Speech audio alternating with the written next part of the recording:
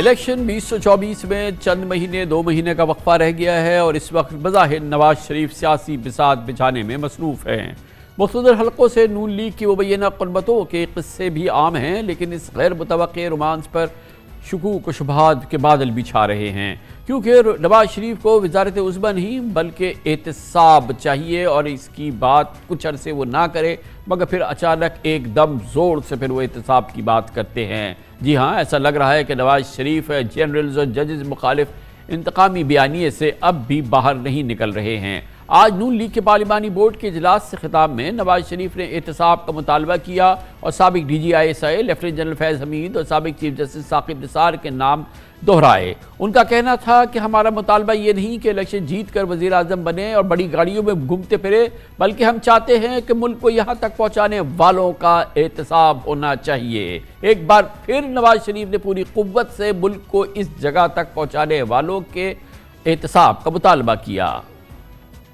इत्तफाक की बात है, आज उन्होंने साबिक army chief general Qamar Javed Bajwa और आइंदा के चीफ जस्टिस जनाब जस्टिस एजाजुल अहसन के नाम बराह रास्त नहीं लिए, वरना इससे पहले उनकी इस फहरिस्त में सर फहरिस्त जनरल बाजवा और जनाब जस्टिस एजाजुल अहसन के नाम हुआ करते थे।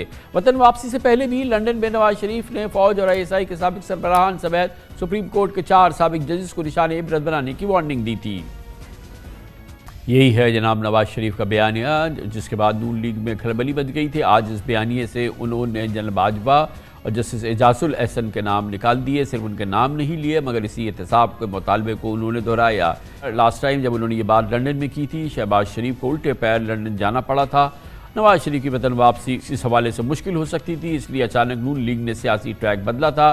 शहबाज शरीफ, मरियम नवाज, इसहाक डार ने अवामी जलसों में पैगाम देना शुरू किया था कि नवाज शरीफ इंतकाम पर यकीन नहीं रखते। उन्होंने जनरल्स और जजेस के एहतसाब का मामला अल्लाह पर छोड़ दिया है। पार्टी के मरकजी कायदीन की तरह नून लीग के रहनुमाओं ने भी एहतसाब के बयानिए के पर अपनी पोजीशन को बदला था, बयानिए को बदला था, लेकिन आज जनाब नवाज शरीफ ने एक बार फिर इस बयानिए को असर नौ उसकी तर्जुमानी की है और अपने अज़्म नौ का इजहार किया है। तो लोग नवाज शरीफ साहब की सियासत को जानते हैं, वो जानते हैं कि नवाज शरीफ का 40 साल सियासी कैरियर रियासती इदारों से अनगिनत टकराव का मजमुआ बन चुका है। 3 बार बतौर वज़ीर आज़म नवाज शरीफ ने 8 आर्मी चीफ्स के साथ काम किया, लेकिन सबके साथ ही उनकी चप्पलिश बनी। गोया इख्तिदार में होते हुए नवाज शरीफ ने पाक फौज के सरबराहान से किसी न किसी तरह की मुखासमत या अदावत का रवैया बरकरार रखा या कैफियत पर किसी सूरत में भी मामूल पर नहीं रही। जनरल मुशर्रफ पर आर्टिकल 6 के तहत केस समेत माजी की कई मिसालें मौजूद हैं। यानी मियाँ साहब की सोच मौक़र तो हो सकती है, लेकिन सिरे से ख़त्म नहीं होती है। खबर शब ब्रेक, उसके बाद जिक्र करेंगे 2 साबिक वज़राए आज़म जनाब नवाज शरीफ, जनाब इमरान खान के लिए आइंदा हफ्ता 2 हफ्ते बहुत अहम होंगे। अदालती फ्रंट पे जद्दोजहद है और देखना यह है कि क्या इमरान खान को किसी किस्म की कोई रिलीफ मिलती है, वो इलेक्शन के लिए अहल हो पाते हैं या नहीं, और नवाज शरीफ की ताहयात नाअहली ख़त्म होती है या नहीं। तमाम उमूर पर बात करेंगे और अदालती कशमकश जो आइंदा हफ्ते हम देखेंगे, इस पर बात होगी एक छोटे से वक्फे के बाद।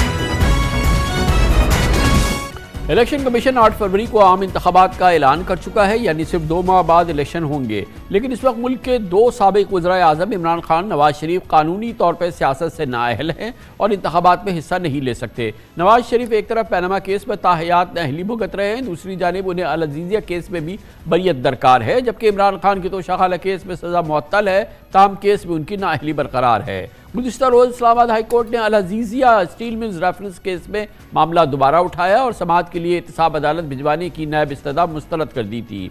और नवाज शरीफ के वकील आज़म नज़ीर तारड़ की इस्तदा पर इस्लामाबाद हाई कोर्ट के chief justice Aamir Farooq, justice मियाँ गुल हसन ने केस मेरिट पर सुनने का फैसला किया, जिसकी समाअत अब अगले हफ्ते 12 दिसंबर को होगी। दूसरी जानिब PTI के साबिक चेयरमैन इमरान खान ने तोशाखाना केस में अपील दायर कर रखी है, जिसमें ट्रायल कोर्ट का फैसला करअदम करार देकर इमरान खान को बरी करने की इस्तदा की गई है। इस केस की समाअत भी अगले हफ्ते 11 दिसंबर को होगी। आखिरी समाअत में अदालत ने इलेक्शन कमीशन से दलाइल तलब करते हुए कहा था कि अगली समाअत पर इलेक्शन कमीशन के वकील की तरफ से दलाइल ना दिए गए तो दस्तयाब रिकॉर्ड की बिनाद पर ही फैसला सुना दिया जाएगा। दिलचस्प बात यह है कि अगर जज हुमायूं दिलावर का दिया गया ये फैसला मुअत्तल होता है तो इमरान खान की नाअहली फौरी ख़त्म हो जाएगी और वो हिस्सा ले सकेंगे इलेक्शन में, इसके वो अहल हो जाएंगे। इसके अलावा गुज़िश्ता रोज़ PTI ने इलेक्शन कमीशन की जानिब से इमरान खान को नाअहल करार दिए जाने को लाहौर हाई कोर्ट पर चैलेंज किया था, जिसकी समाअत आज हुई है। लाहौर हाई कोर्ट के जज जस्टिस शुजात अली खान ने PTI की दरख्वास्त की समाअत के लिए लार्जर बेंच की तश्कील की सिफारिश करते हुए फाइल चीफ जस्टिस को भिजवा दी। समाअत के बाद इमरान खान के वकील अली जफर का कहना था कि इलेक्शन कमीशन का फैसला सरासर गैर कानूनी है। नवाज शरीफ की नाअहली से मुताल्लिक एक दिलचस्प सूरत हाल ये है कि इलेक्शन एक्ट में तरमीम के बाद 62(1)(f) के तहत नाअहली 5 साल कर दी गई थी। ताहम माहिरीन समझते हैं कि सुप्रीम कोर्ट की 62(1)(f) से मुताल्लिक तशरीह मौजूद है और इसकी असर-ओ-नौ तशरीह सुप्रीम कोर्ट का लार्जर बेंच ही कर सकता है।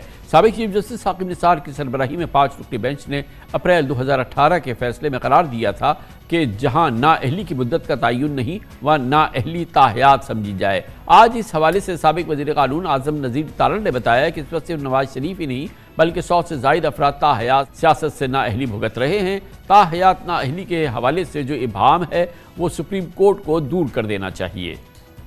पाकिस्तान के 2 साबिक वज़ीर आज़म जनाब नवाज शरीफ जनाब इमरान खान के हवाले से आइंदा हफ्ते अदालती जो बहस पे जंग लड़ी जाएगी वो फैसला कुन भी हो सकती है और दोनों साबिक वज़ीर आज़म की सियासी किस्मत का फैसला भी।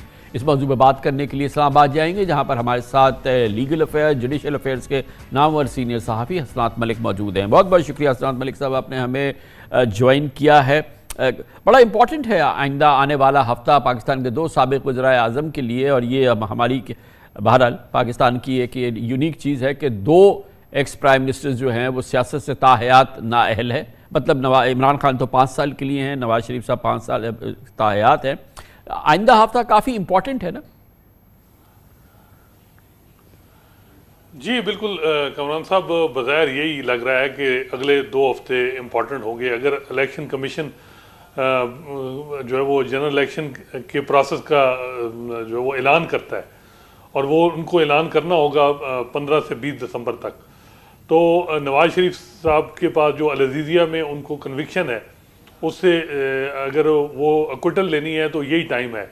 और वो केस इस्लामाबाद हाई कोर्ट में अगले 12 दिसंबर को फिक्स है और गालिब इम्कान है कि नैब की जो प्रोसिक्यूटर हैं उनके जो आर्गूमेंट होंगे उसके बाद जो है फैसला आ जाएगा।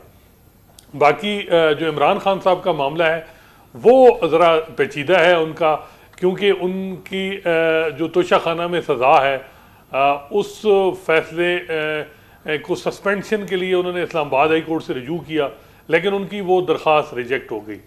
अब क्या PTI की लीगल टीम जो है वो सुप्रीम कोर्ट जाएगी, क्योंकि उनके इसके अलावा उनके पास कोई ऑप्शन नहीं है। लेकिन मसला ये है कि जो मेन अपील उनकी सुनी नहीं जा रही और ये पहली दफ़ा होगा कि अगर जजमेंट सस्पेंड हो, तो बज़ाहिर यही लग रहा है कि इमरान खान साहब के चांसेस कम हैं कि वो उनकी जो है वो नाअहली ख़त्म हो। और भी उनके केसेस चल रहे हैं, जैसा कि आपको पता है कि 4 मुख्तलिफ केसेस उनके जेल में जो 4 जजेस नहीं, मगर जो ये जो इस्लामाबाद हाई कोर्ट ने रिजर्व किया हुआ है जजमेंट ट्रायल कोर्ट के फैसले के खिलाफ, जिसकी कि सज़ा पहले ही सस्पेंड हो चुकी है, उनकी नाअहली अभी बाकी है, तो वो तो 11 दिसंबर को फैसला आना है ना इस्लामाबाद हाई कोर्ट का, जो कि रिजर्व किया हुआ है, जिसमें सिर्फ इलेक्शन कमीशन से कहा था कि वो अपने आर्गूमेंट्स दें और वो नहीं देंगे तो जो इस वक्त रिकॉर्ड अवेलेबल है उसकी बुनियाद पर इस्लामाबाद हाई कोर्ट फैसला दे देगा और उससे इमरान खान की नाअहली तो ख़त्म हो जाएगी। और ये तो अब एक दिन की बात है। मेरा नहीं ख्याल कमरान साहब, क्योंकि जजमेंट सस्पेंशन जो है ये जिसे कहते हैं it's a case of first impression, और हाई कोर्ट बड़ा मुश्किल है कि हाई कोर्ट ऐसे मामलात में इंटरवीन हो। सुप्रीम कोर्ट में हो सकता है कि ये इनको रिलीफ मिले। हाई कोर्ट का जो आजकल माहौल चल रहा है इस्लामाबाद हाई कोर्ट से, तो कोई चांस नहीं लग रहा है कि वो तोशा खाना में जो उनको सजा हुई वो जजमेंट सस्पेंड हो। अच्छा, इसके बावजूद के जो जज हुमायूं दिलावर ने जिस तरह से वो केस चलाया था, फिर जिस तरह से जजमेंट दी थी, उस पर इस्लामाबाद हाई कोर्ट के बड़े फॉर्मल ऑर्डर्स भी मौजूद हैं, ऑब्जर्वेशंस मौजूद हैं, सारी चीज़ है, उसके बावजूद आप ये कह रहे हैं कि ये स्टे करेगा केस, मतलब ये जजमेंट जो है। जी जी बिल्कुल, उसकी वजह यह है कि मेन अपील अभी पेंडिंग है और यही कहा जाएगा कि मेन अपील अपने टर्न पे टेकअप होगी। अब पीटीआई इमरान खान की लीगल टीम वो यही कहेगी कि मेन अपील भी हमारी सुनी जाए, क्योंकि उनको वो बड़े कॉन्फिडेंट हैं कि जब जिस तरह जज हुमायूं दिलावर ने जल्दी की जो तकाजे हैं कानून के वो पूरे नहीं किए तो हमें रिलीफ मिल सकता है। तो ये मामला सुप्रीम कोर्ट में जाएगा। बज़ाहिर तो यही लग रहा है कि अल्टीमेट जो इमरान खान का तोशा खाना में फेट है कि क्या वो इलेक्शन लड़ेंगे या नहीं, वो उस हवाले से सुप्रीम कोर्ट में ही फैसला होगा। लेकिन ओवरऑल जो हमारा एक्सपीरियंस है साहब इस वक्त तक काजी फाइज ईसा के हवाले से, काजी फाइज ईसा साहब की अदालत खुद काजी फाइज ईसा साहब इस वक्त के जो बर्निंग इश्यूज़ हैं उससे थोड़ा सा इज्तनाब कर रहे हैं, सिवाय इसके कि वो जो इलेक्शन का मामला उनके सामने आया तारीख का, ओवरऑल वो हिस्टोरिक मामलात में ज़्यादा जा रहे हैं, पीछे की तरफ ज़्यादा जा रहे हैं। और फिर ख़ास तौर पे इमरान खान के मामलात और दूसरे जो बड़े इस वक्त के दूसरे बर्निंग इश्यूज़ हैं उस पर सुप्रीम कोर्ट की कोई ज़्यादा प्रेफरेंस नज़र नहीं आ रही है। जी बिल्कुल कामरान साहब, ये बात ठीक है कि और इसका उन्होंने अंदिया भी दिया कि जो रियासत का 9 मई के हवाले से एक मौक़िफ़ है वही चीफ जस्टिस काजी फाइसा का है। आप अगर फैज़ाबाद धरना की जजमेंट जो आई जिसमें कमीशन बना है उसमें अगर देखें तो उन्होंने शुरुआत में ही कहा कि अगर इस जजमेंट पे अमल दरामद होता तो 9 मई जैसे वाक़यात ना होते। तो उससे बड़ा वाज़ेह सिग्नल गया है कि 9 मई को वो भी बड़ा सीरियस लेते हैं। और उस हवाले से जितने जुड़े हुई ये चीज़ें हैं उसमें अभी तक जो है वो सुप्रीम कोर्ट से रिलीफ नहीं मिल पा रहा पीटीआई को। साबिक चीफ जस्टिस उमर अता बंदयाल के टेनोर में भी रिलीफ नहीं मिलता था, लेकिन उम्मीद रहती थी कोई ना कोई चीज़, कोई मामला जो है वो फिक्स हो जाता था तो उम्मीद उनकी बरकरार रहती थी। तो लेकिन जस्टिस काजी फाइसा के टेनोर में हम देख रहे हैं कि इमरान खान ने जो लेटर लिखा उसका भी फौरी उन्होंने प्रेस रिलीज के ज़रिए जवाब दिया और आप कह सकते हैं कि वो रिजेक्ट किया